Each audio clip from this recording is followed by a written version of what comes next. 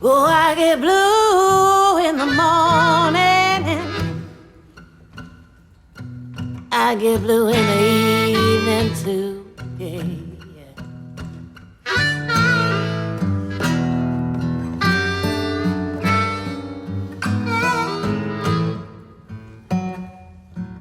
I get blue in the morning time. I get blue in the evening too. Hey y'all, it has been a little bit since I did an update for y'all. Rev5 suspension on the Suburban Squarebody Summer. So I wanted to catch up with you. Remember the last time we talked, I had the axle out and I had done all the overlay plates. Well, that's long since done. I've just been welding and bending tube this whole time working on the engine cage. So from the last time, yeah, overlay plates are in and done. The axle is back in position, up at full bump, and all the links are dialed. I've got caster and all of that stuff dialed in just the way Offroad Design, kind of instructs you to do it. And I've started moving into more fabrication for the engine cage. The engine cage does some very vital stuff to hold your suspension together. First, you got shock hoops. That's how your coilover mounts. But secondly, you've got the crossbar, and that's how your hoops stay in one place. So it's actually a very, very small, what you would call like a space frame or a tube frame inside your engine bay. And it's just, it does a lot to stiffen up the frame, certainly. Holds your whole suspension together, and it's a big reason why when you get good feel out of your coilover suspension compared to your leaves, it's because, man, it's working on a very rigid platform. So we're gonna go take a little bit better look. Come on, baby.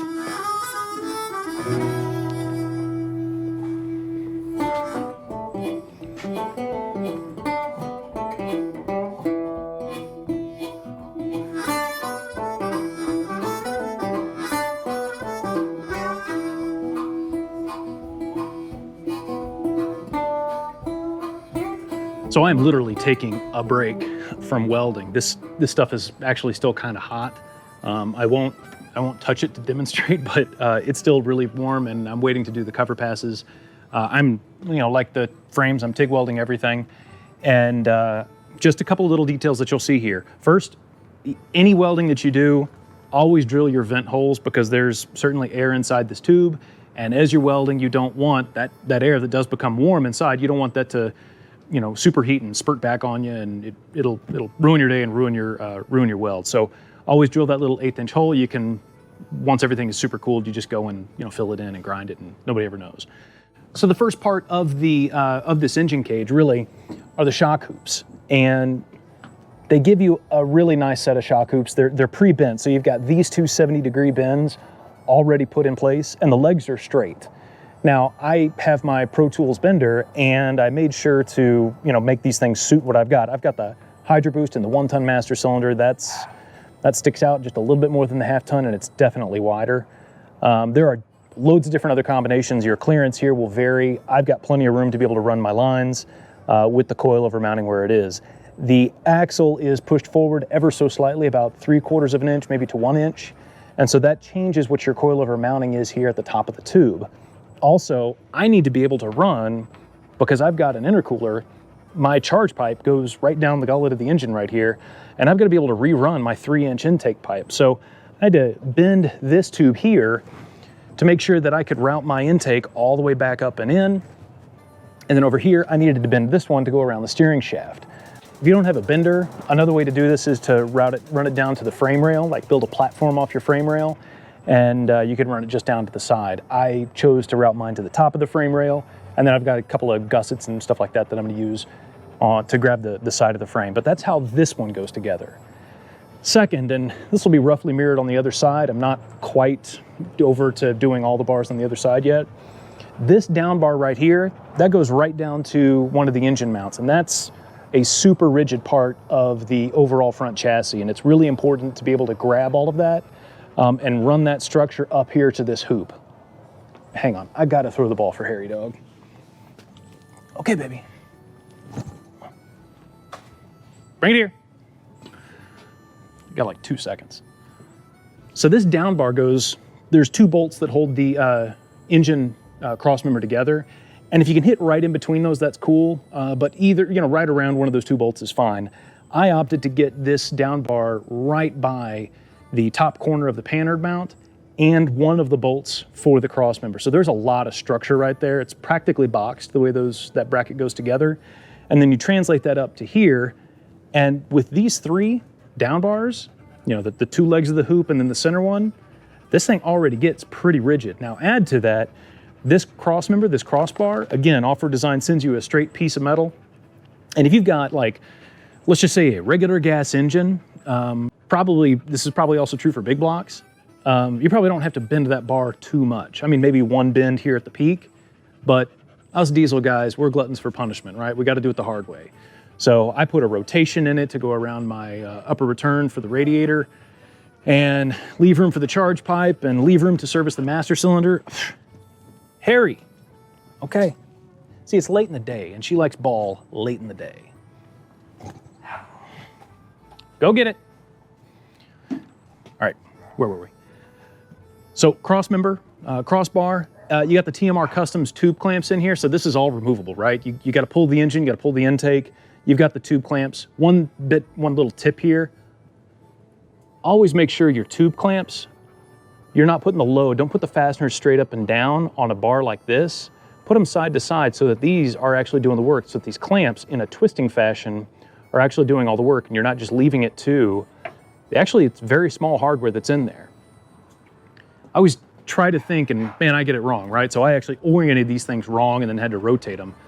But always try and think about the way that you're orienting stuff. Take a couple of extra minutes and just do that sanity check that you're orienting stuff and not creating a problem for yourself down the line. One other thing that's actually pretty handy that I'm doing is I'm bracing the outer part of the panhard. So I don't actually think that the panhard's gonna flex on the frame because it grabs so much of that material and it's got a big box on it. But if anything ever happened, I would want that additional bracing, and there's this great tube structure. And beyond just the stiffness that the frame gives you around that engine box, you've got an opportunity to be able to brace that all the way up. And in fact, it's not really any mystery. Offroad Design intends for you to be able to do that. That's why they don't dimple that top plate all the way down. They give you a huge landing pad to put additional bracing. And quite frankly, 20 feet of DOM is kind of expensive, but you can buy a 10-foot stick of DOM, and you're not going to spend a whole lot. And you get the ability to brace additionally in a lot of other places. I'd recommend doing that, especially if you're like me. And when I built this other hoop over here, I started with the same bend as the other side, 70 degrees on this part. But then, because again, diesel guys, we got to make it hard, the 70 degrees just didn't work out over here. I actually had to cut and slug and rotate to be able to put 2 more bends in this. Actually,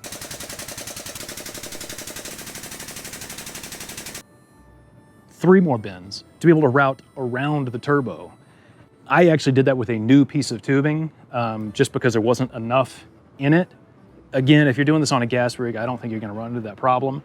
But if you've got a 6.2 or a 6.5 running a Banks turbo, or possibly even the 6.5 setup, there's a fair chance you're going to need to make a weird passenger side hoop. Not impossible. You're just going to build something that's a little bit different from everybody else. You can see also here the way that the cross member goes, the upper crossbar.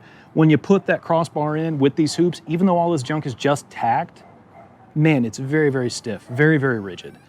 It is that sort of additional chassis rigidity that you're building into your truck. If you've bolted in springs to your truck, then you've got a pretty good idea as to the amount of work that you can get done in a single weekend.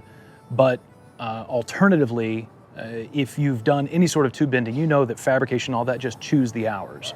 And so that leads to 2 comments that I've got that I just think are real important. Number 1, time is the most valuable tool in your toolbox. Don't ever get in a rush. Always do the most right thing for the vehicle. I'm actually skipping a trip so that I can continue to work at what I think is the right pace for this. And I'm just going to go ride with my buddy Kurt in his Toyota. 2, while all of this, when you think of it as like a single project, it can be very overwhelming.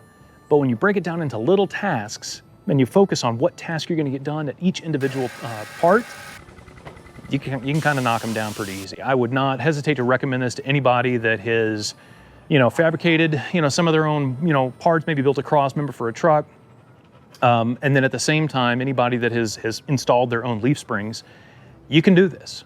You really can. So I think that this is now cool enough that I can go and do the cat passes. I got probably just enough daylight to get it done.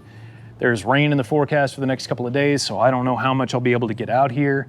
And there's a mountain of work left. Look, hey, until then, if you want to follow progress in real time, all of this is up on my Instagram. You can find me there. I'm updating stuff on WillometMotorandFab.com, so you can get hats, shirts, decals, all of that junk. Obviously, Harry wants to go for a walk and have the ball thrown. So we're gonna have to call it there, y'all. Anyway, until next time, y'all take care.